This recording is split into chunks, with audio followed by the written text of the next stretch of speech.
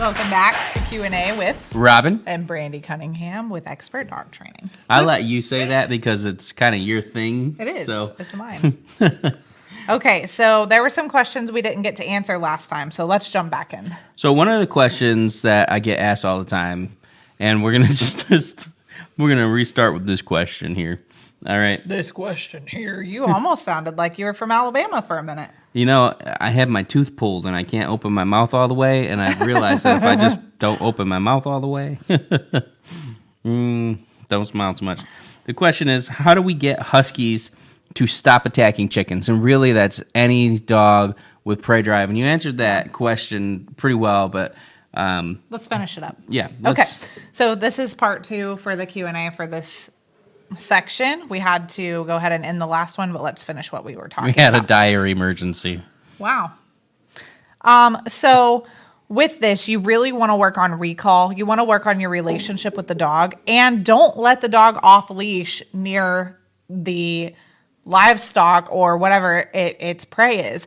I mean, obviously, if you have your own yard, that's a little bit hard because you want your dog to be able to run. But if you want to do that, you need to work on a solid recall, which is come sit beside you. So we say sit. That way they don't like come and go, because that's what most dogs do if you don't teach that built-in sit with come. But it's really important. You start in your living room and you start making yourself the most important thing that they could ever listen to. And so when you say come, you want it to have been done so many repeated times with repetition that your dog literally does it as muscle memory. I was a dancer for a lot of years. I did ballet, hip hop, jazz, ballroom, whatever. And I don't think about the dance moves that I did. I just do them right after I've learned them. And so come is the same way. I say come and my dog's body goes like this. I mean, as soon as I say come, my shepherd will go whoop. They'll turn, stop whatever they're doing and come right back. Yes, because we have proofed it with distractions, with all kinds of distractions. I mean, in different locations, different noises, different sounds, different levels of activity. So if you really want your dog to listen, you need to focus on come sit with a big reward at the end. The other thing is, don't let your dog out without you. Don't leave them out off leash. It's just not... Why wouldn't you leave a dog out by itself that technically, if they're chasing chickens and stuff and they've killed them before, that's considered aggression. Or drew blood. So why wouldn't you leave an aggressive dog outside by itself? Well, and like I was trying to say last video, fenced in a backyard, surely it's safe, right? No, it's not. And things can come over the fence as well. It doesn't really matter what kind of fence you have. Things can still get in. But especially in the country, you know, it's an issue with little dogs too, because if your dog has a drive for chickens, they probably have a drive for all other little things or other little things, if not all other little things. And so Robin says aggression.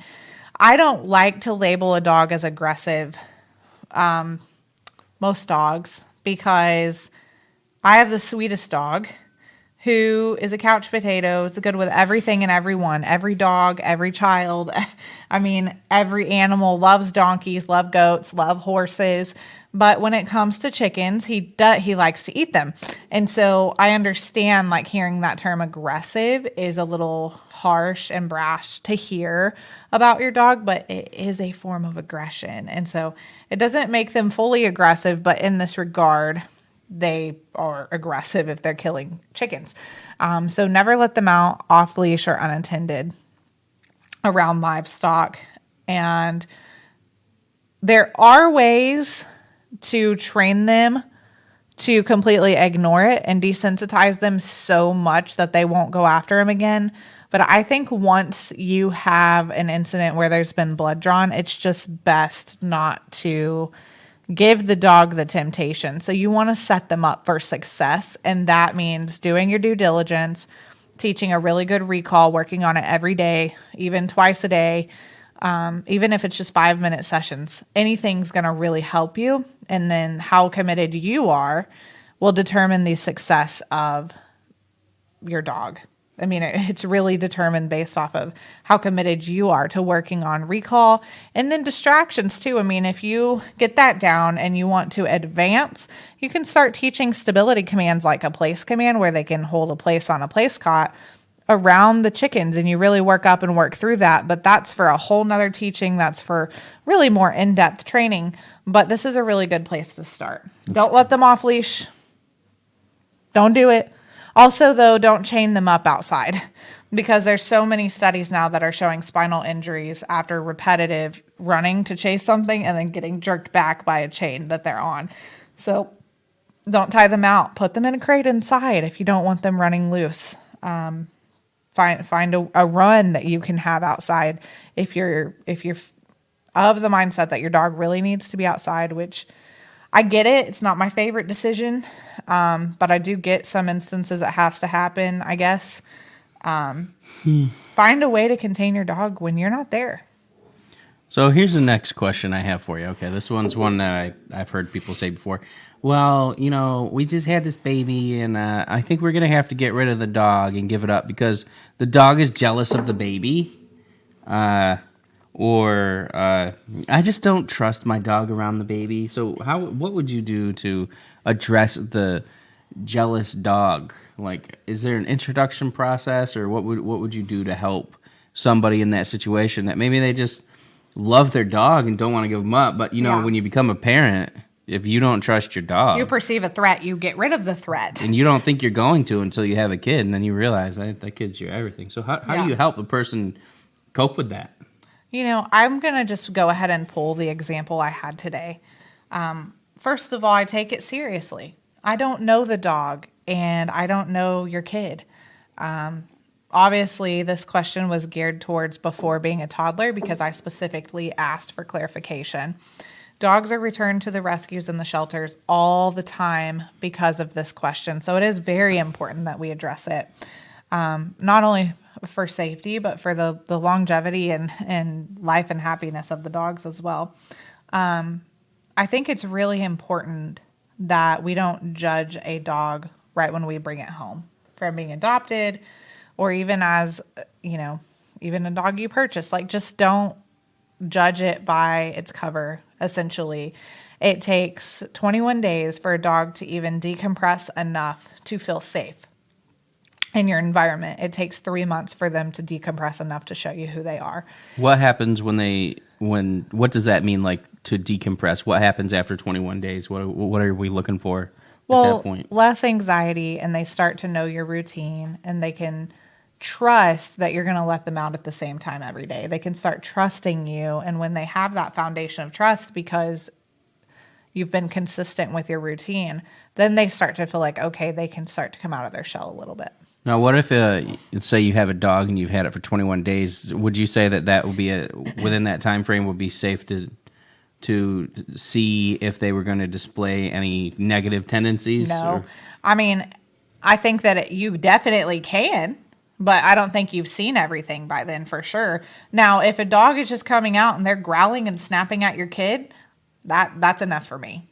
But if your dog is hiding, like the call I got today, 3-year-old pit bull that was adopted from DAS, Dallas Animal Shelter, nervous, hides under the bed, no growling, no snipping, no snarling, no hackles, no nothing, but just scared and wants to hide.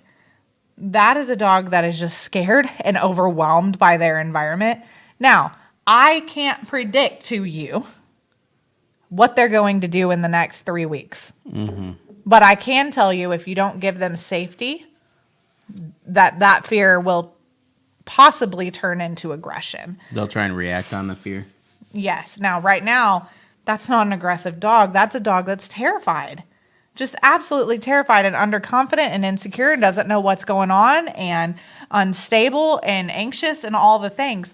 The best thing to do is to crate your dog in your living room or wherever your family does the majority of their being, living, and doing. That way the dog can get used to noises, get used to the baby. When a baby comes home for the first time from the hospital, don't try to take cute YouTube videos and put them together on a couch.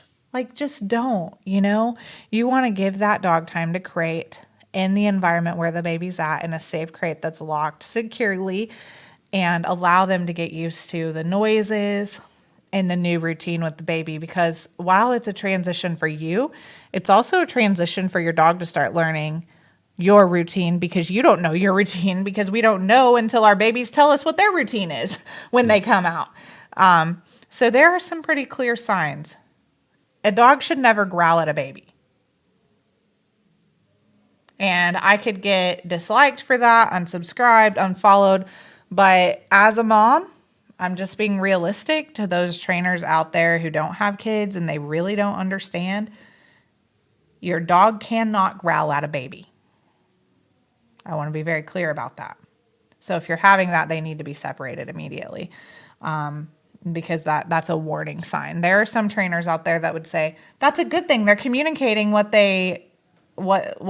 upsetting them, or that they need to change. They're setting a boundary, but that is a boundary that has been crossed, that has gone too far, being communicated to something that can't stop their own behavior. So that's a big red flag to me. Lunging, growling, nipping to a degree. Nipping can get out of hand if it's not brought in as well. Like German Shepherds who like to give tooth hugs. I have a German Shepherd, Roddy. We call him a rotten shepherd. He likes to just clamp and hold. And not actually bite. He doesn't it bite. Can be mistaken for a doesn't bite. leave tooth marks. He just likes to hold you, which is very common of any herding breed, any working dog, honestly. So you take a shepherd and you take a Roddy who's in the working class, and then you've got a shepherd, and you put the two together and it's like, mouth happy city. Border collies, Aussies, corgis, they all do that type of thing. Even Bouviers, anything really in the herding breeds. The herding group is what it's called. So if they're nipping, you can actually curb that. But that, again, would be a consult call that you'd want to have with me, or maybe ask it on a Q&A. But just to summarize, let your dog get used to your surroundings. If you bring home a new dog or you bring home a new baby, don't introduce them right away. Put them in a crate in the same room. Obviously, let them out for play breaks and potty breaks and things away from the baby. But let them get used to the baby's noises, the new routines of your household, and just let them decompress with the new transition. And in a few weeks, have the dog on a leash, very well contained I would use a slip lead, so the collar's not going to slip off. And then just let the dog sniff the baby, holding the dog back, someone holding the baby at the same time. Be very smart about what you're doing. If you see anything that concerns you, stop the process and go back to the crate and seek a trainer's help. I think that the biggest issue is that people don't give dogs time to decompress. We just, as humans, and especially as trainers and really experienced trainers, we expect a lot out of a dog. And we don't tend to sit and think about they have emotions, they have feelings, and they need time to transition and process what's going on as well. Don't give up on your dog, I guess is what I'm saying. So that leads me to, this isn't a question that's on here. This is just an extra question. What I was thinking about was, a lot of people think that when dogs do something, they're doing it to be spiteful or out of vengeance, or they're jealous. Is that the case? Do dogs do things just to get back at you because you did something? They literally don't think like that. And you may say, well, I know that I went into the shower and my dog didn't like it because I closed the door, so they pooped on the carpet. They just don't have the mental capacity to think like that. So, most dogs, fully grown, they have the mental capacity and emotional capacity of a 4 to 5 year old. And most of the time, my 5-year-old is not. He doesn't angry poop, and he has a little bit. He has a little bit more cognizance than a dog. Then he doesn't go, I'm gonna get back at you by pooping in your shoes. How do you like that?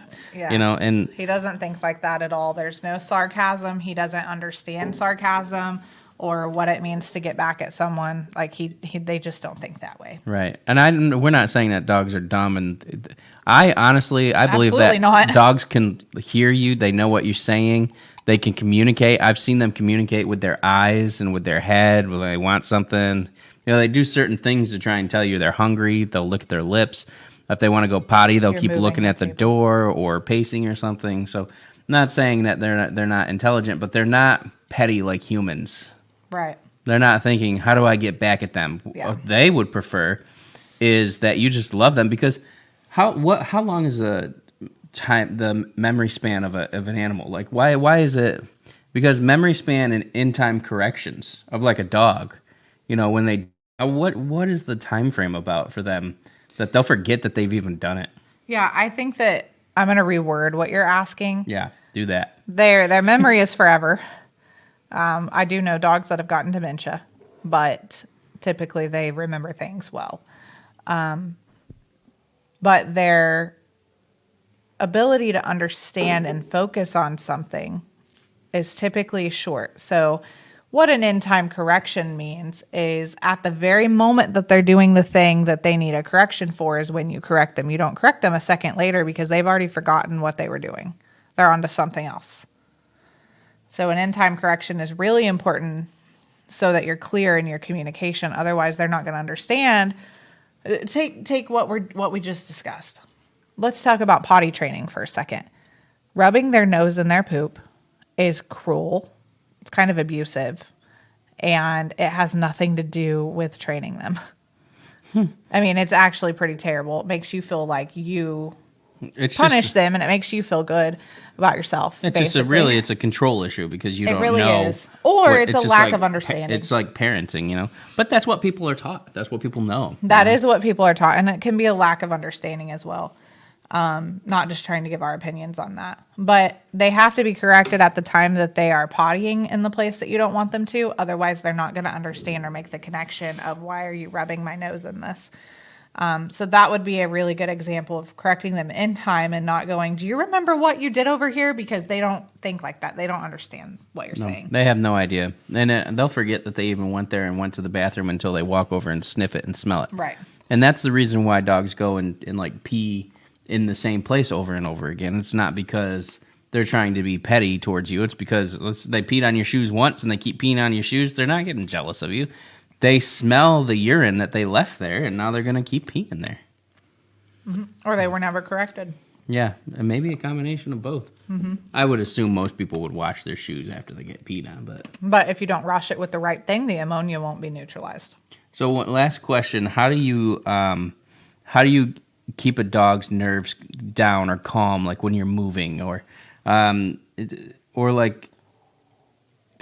like if you're going someplace, you're taking your dog out or something like that. You can have dogs who get really like kind of like anxious or high anxiety or something like that. How do you keep nerves down when you're moving to a new location? Okay, so not just taking your dog out, but actually moving from one location to another. Yeah, that's like your house, moving your house from one location to another. You just need to do the same thing. Make them feel comfortable. Lots of love. Be a little careful on the treats because some dogs have stress anxiety and it will cause them to have diarrhea. So I would be a little careful on that, but just make sure that you keep things as similar as possible. Their same bed, their same crate, and try to be home as much as possible around them. Let them be in the same room as you, getting used to your routine. Try to let them potty at the same times every day, walks at the same times every day, training times. Just keep as much routine as you can, just like you would for a child. And give them time. Just takes time. Right. Like if you go to a new house with a toddler, chances are they're going to want you to sleep in the room with them or put them to sleep or sleep in the room with you because they're scared. It's a new environment. They don't know what to expect.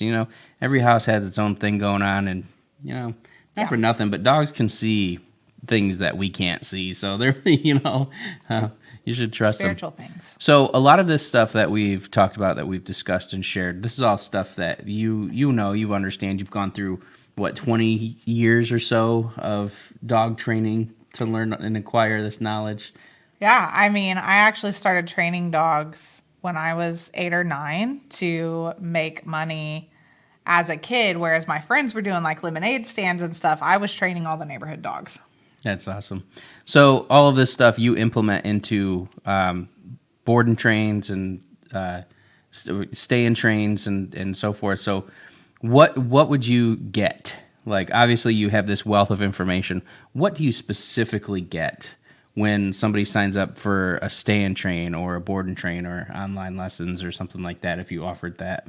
Yeah, I mean, every single package offers different things, right? So there's pros to every one of them. Specifically answering about the stay and trains, what's really cool about our dog training company, Expert Dog Training, and the reason that I chose that name is because I've actually administrated several companies and I was known as the head trainer for all of these companies. And then I've done internships with other companies and been asked to help them run their companies as well. So it's all of these different backgrounds. I've also done college for dog training as well, and then had my own practice. So taking everything that I know as an AKC evaluator, having gone through the college, done the internships, done the different types of dog training, and formulated my own program that is specific to each dog, right? So the commands are the same, but the way that I teach the commands are different. And then we could add commands based off of your needs and what tailors it to make it work for you in your home. So I take all these years of experience as a head trainer for the eastern part of the United States and take them and teach them several commands. I mean, we're going to get a come. The very first time you say come, they're going to come off leash with distractions. Now, I'm not going to do off leash if they're aggressive or if they have a high prey drive because that's dumb. But other than that, we'll do off leash with distractions with a 2-week or 3-week stay and train, depending on what we decide is right for you and your dog. You'll get a sit where their tushy hits the ground every time that you say sit. You'll get a down where all fours are on the ground every time you say down. This is with distraction. So if a ball's rolling past them, if kids are running by, if you're at the store and there's all kinds of commotion going on, grocery carts going beside them or behind them or around them, balls, kids, whatever, they're able to hold each of these commands. A heel where there's no sniffing, no pottying allowed. It's just a heel walk for you. This is a walk for you as the client, as the owner, as the dog parent. A heel where they won't sniff the ground or do any of those things until you release them from the command. That's with other dogs present or whatever the situation may be that you need it tailored to you. We can do it at the park, etc. You'll get a place command, and this place command is really important because you can place a dog onto the scale at the vet. You can place a dog into a bathtub. You can place a dog into loading up into the car. So it's very, very helpful. It also gives you a training tool to have inside your house on rainy days instead of taking your dog out for a walk, or if you're really busy, you can have them hold the place command and use their mental capacity for training while you're inside getting ready for your day. They can hold a place while people come in and out of your house instead of jumping all over them. They can hold a place while you're cooking dinner instead of counter surfing or you not knowing where they're at. You can place them while you're taking a shower. It's just a very realistic, helpful command. And it also builds confidence. There are so many dogs that we see that are underconfident. I mean, I will say probably 90% of the dogs that I train are underconfident. And my job is not to change. I don't change their personality. I don't change who they are. I just take what their God-given talents are and mature them in them and show them how to use them. It gives them focus. It gives them purpose. And it's really cool to see them go, look what I just did. Look what I just did. Instead of cowering under my legs because they're scared of everything around them, to blossoming and opening up even within just 1 or 2 lessons and being really proud of who they are. So that's my favorite thing about what I do is bringing out the confidence in a dog. You'll get a command to stop any unwanted behavior, which is off limits. And then you'll get a command to let them know, hey, you're free to do what you want now. You worked really hard for this, and I release you to do what you want. And that's kind of their paycheck. It's what they're working for. So you definitely want to make sure and give them that. I do not teach stay. Why not? Why don't you teach stay? I build it into the command, so it's not needed. So anytime I say sit, they sit until I tell them that they're free from needing to remain in that sit. I tell them down, they have to hold it as long as I tell them to. I tell them place, etc. Stay is built into my commands because the dog doesn't really understand what stay means. Sit, their tushy hits the ground. Heel, they know their position and what their body's supposed to do when they're in it.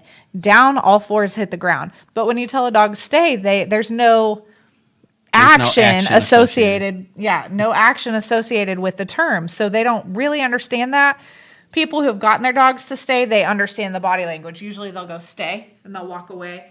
Their tone of voice will be different. Their body language will change. And that's what the dog is listening to at that time. We don't need that. We build it into the command. Right. We've seen this. You can watch all of this on Brandi's YouTube channel. What's your YouTube channel called? Expert Dog Training. But you can find it on my website. Sometimes it's a little hard to find. You can find it on my website, experttraining.org. And then I have a whole page dedicated to the videos of what we do because I want to be transparent.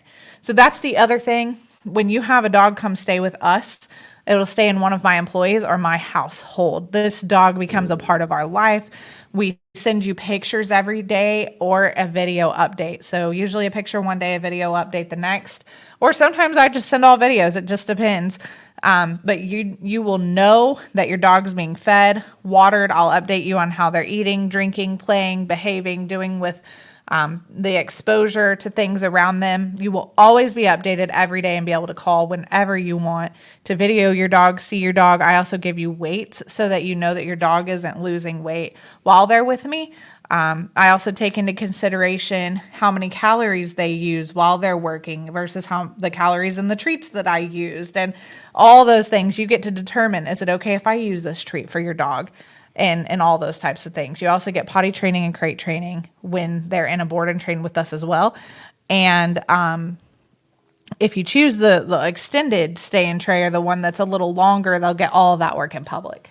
Yep. So does that mean that you'll be able to, if you get the 2-week stay and train, that you'll be able to take that dog out with you basically anywhere afterwards? Anywhere that they're allowed. Yeah. And that could be on leash or off leash? As long as your dog's not aggressive. Yeah. And the law allows it, they can be off leash. Mm-hmm. Well, that's great.